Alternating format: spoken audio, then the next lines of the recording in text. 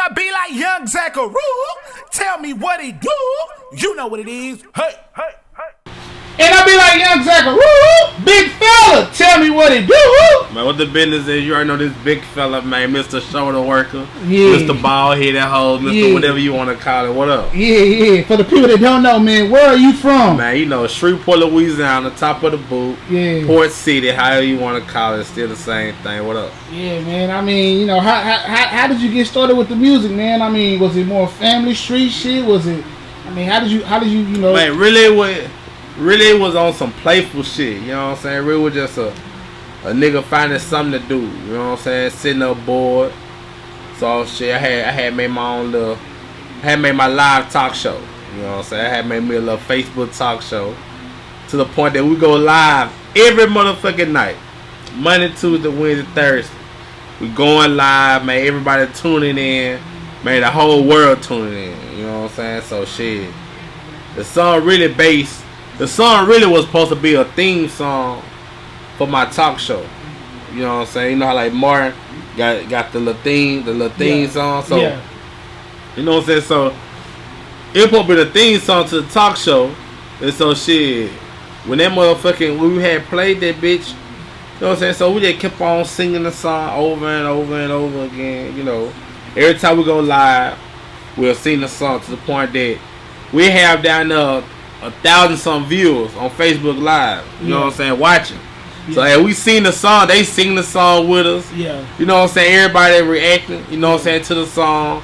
So we did the song so much that bitch became, you know what I'm saying, a single. Yeah. You know what I'm saying? Like I never was expecting that the song was gonna be a club banger, one of the hottest songs in the world right now, but you know what I'm saying? I feel like God, that was my calling. Working my show, that's my first single. Yeah. That's my first time ever recording a song. Everything you hear in the song is facts. Yeah. You know what I'm saying? Like, wow.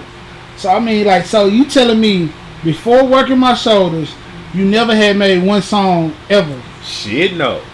I never thought about rapping. I was that nigga that, you know what I'm saying, in my city, I threw all the parties, you know what I'm saying, DJ'd all the parties and promotion, you know what I'm saying? I was that type of shit. Rapping, I was that nigga that was trying to help other rappers in the city blow up, you know what I'm saying? Shit, let me see, I was like one of the first people to book YoungBoy, you know what I'm saying, Shreveport. Yeah. Before, you know what I'm saying, YoungBoy was who he is now, you know what I'm saying? Shit, I was the first person, I think he was like 15. I had booked him. Shit, I had brought Dan Root to the city for the first time. Yeah. I had, you know, it's a lot of, you know what I'm saying, I brought like a lot of people that's big now to the city for the first time. You know what I'm saying? So I feel like it was just made for me to do something. Yeah. And so you saying you booked these talents and they came to the club, they came to the hood. I mean, what did they come? Came like shit. I book a bill. Yeah. I book a bill. That was my job. My job was throwing parties. Yeah. Friday, Saturday, shit, Zill got a party. now Zill party, they gonna fight. Yeah. They might shoot it up. They might do whatever, but shit, it's gonna be a dumbass party. Yeah. You know what I'm saying? So that was my job. I was like one of the youngest promoters in Shreveport. I mean, tell us about your upbringing, man. I mean, did you grow up in a single parent household, both parents? I grew up with my real father. You know what I'm saying? He left me, you know what I'm saying, when I was about 3 years old. You know what I'm saying? So I had a stepfather.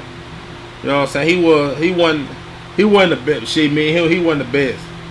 Like shit, we didn't toss and tussle. We didn't, you know what I'm saying? Yeah. But at the end of the day, you know what I'm saying, I appreciate him because he who made me the man I am today. You know what I'm saying? Even though I couldn't stand his ass. Yeah. I couldn't stand his ass. You know what I'm saying? But shit, right to today, you know what I'm saying, I can't do nothing but thank him. You know what I'm saying? Because he gave me, he taught me how to, you know what I'm saying.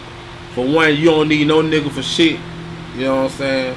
Hustle for whatever you want. And if you don't know how to do some shit, you can learn how to do it yourself. Yeah. You know what I'm saying? So, you know, I use that shit in today's world. And shit, I'm moving good. I mean, so tell us about like your biggest obstacle you had to overcome, whether it was with the music or whether it was just in life. Man, my biggest obstacle was dealing with people. You know what I'm saying? I had to learn how to take negative.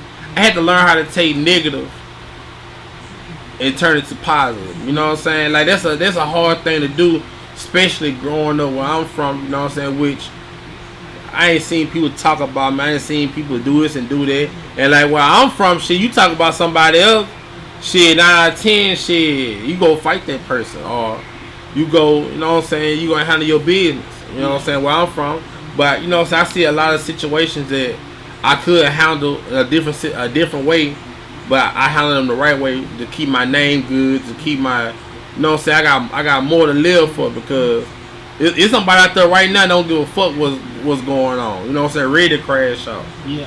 You know what I'm saying? Just I know for a fact, like in this world, man, you gotta be smart. Yeah. You know what I'm saying? You gotta step right. You know. What point did you know Working My Shoulders was the one? Like this, like I got some shit. Man, I'll say not this past Easter, but last year Easter. I think I did my first show.